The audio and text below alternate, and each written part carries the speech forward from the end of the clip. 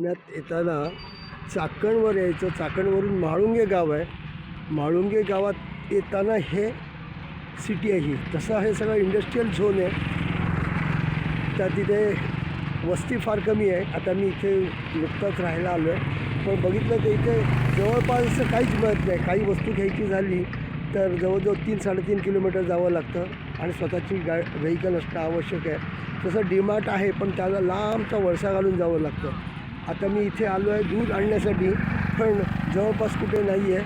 मी आता पुढे 1-1.5 किलोमीटर चालत गेल्यावर मला एक माहिती आहे दुकान आहे, तिथे मला मिळेल, तिथे जाईल. आणि हे जे दिसतंय तुम्हाला हा रस्ता पुढे